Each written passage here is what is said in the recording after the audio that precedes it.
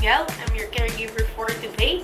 I'm going to show you how to administer eye drops to a patient. I hope you understand my video. To perform this performance, to initiate this, you must do the proper hand washing. We already wash our hands, and then we put our gloves.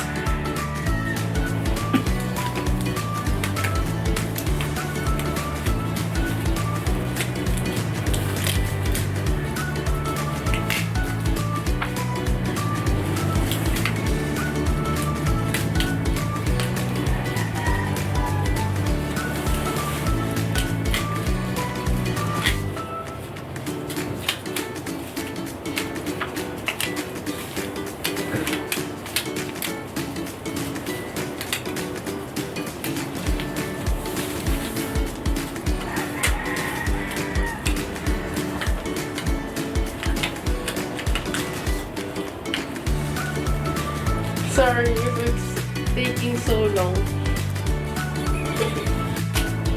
Hi ma'am, bali po, okay lang po ba sa inyo kung maglagay po ako ng eye drops po sa mata niyo po?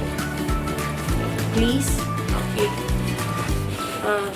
So, pag maglalagay tayo ng eye drops, pag i-instill natin yun, need nating hindi i-pressure masyado yung cheek belt ng patient para hindi mamaga or hindi magkaroon ng wrinkles. Para hindi ma-pressure. Tapos sasabihin natin na itaas yung kanang mata ng patient. Sige. Sige ma'am, taasin po yung mata niyo po. Huwag po masyado.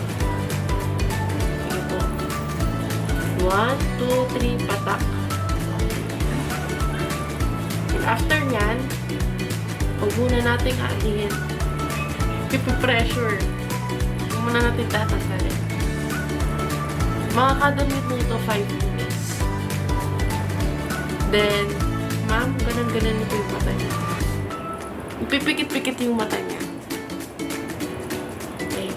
Okay. Sa kabila naman, ganun din.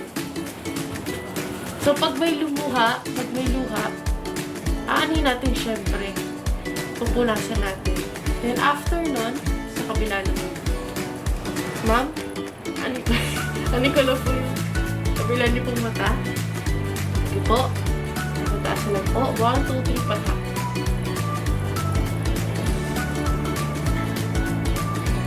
Okay po. Pikit-pikit po ulit ang mata. Okay. Pag once na may tumululuha, punasan natin kaagad. Dahan ka. Okay. After nun, yun na yung procedure kung paano ka nag-instill ng eye drops. Yun lang po. Thank you! Good afternoon, everyone. I'm Miel, and I'm going to show you how to administer the next video. Our next video will be eardrops. So, let's go! So, what we're gonna do is, we have to know first what is SOP, which is a standard operating procedure. We have to do the hand wash cleaning, and then the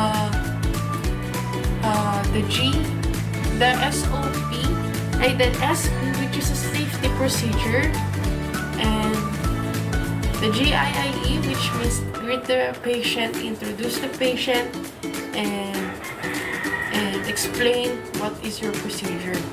So, we're going to ask the patient what was the problem of his or her ears. So, let's go. Let's ask the patient. So, this is the next procedure about eardrops. So what we're gonna do is we're going to check the patient's wristband. So we're gonna look at the wristband if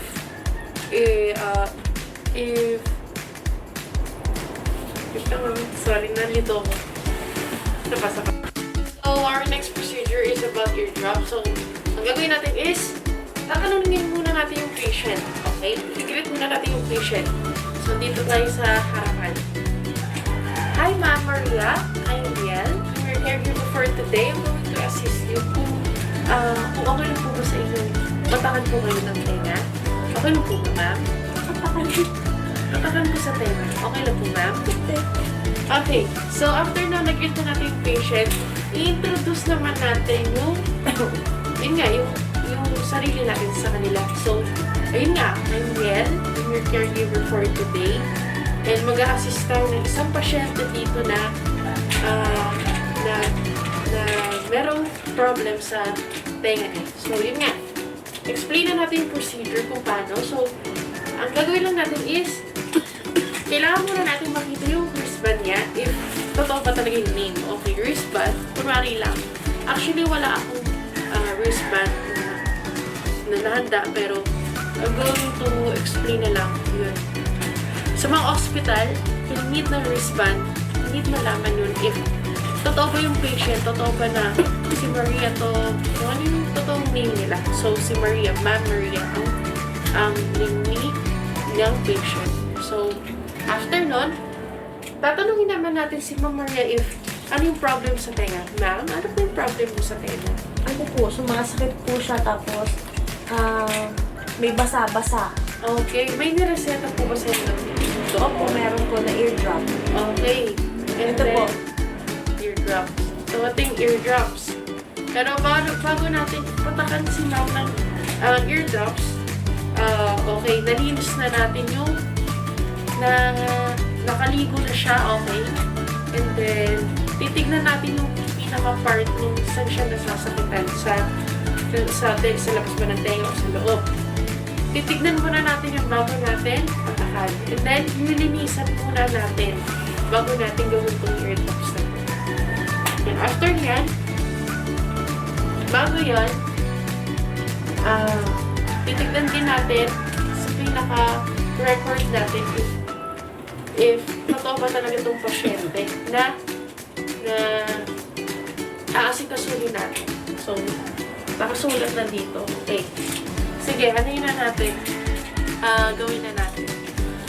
Ma'am Maria, okay lang po ba if makikicheck lang po ng tenga? Okay.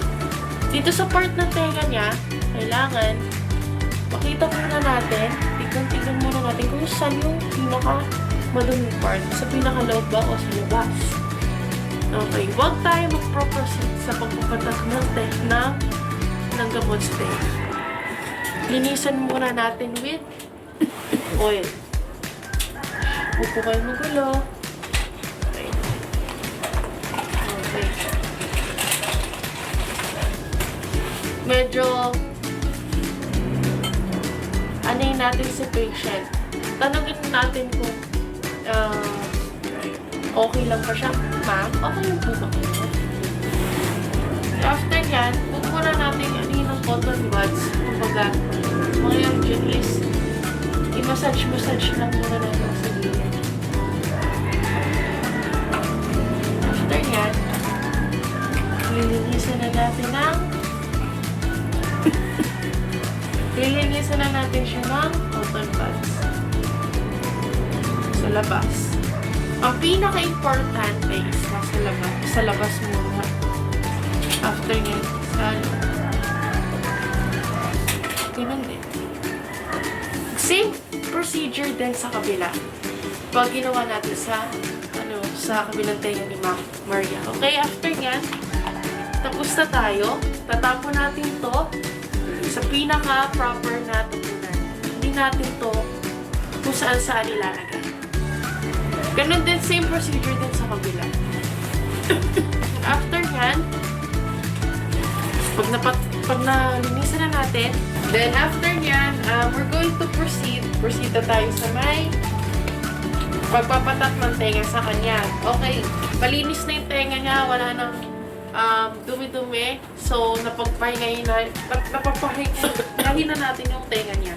So, what we're gonna do is, ito na, gamot na sa pagpatak ng tenga. Huwag kayong mag-consultahin nyo muna yung doctor if may any problem sa tenga niya, if may something pa sa tenga niya, may masakit. Pag-consulta nyo muna bago kayo bumili ng kung ano-ano mga pampatak na tenga. So, okay, buksan natin. Okay. Ma'am, tungo natin ulit yung tenga niya. Bibigyan natin ulit. Relax lang po. And, sabay, 1, 2, 3, patak. Ngayon po malalim. And after nun, pinatak na natin yan once. Pagpahinga na natin si patient. Ilayo yung mga kamay niya if ever na susukatin niya. Huwag nating hayaan yung patient na galawin ng tenga niya. Kasi baka mamaya may madumi. So, pagpahinga natin yung patient and then, yun na. Thank you!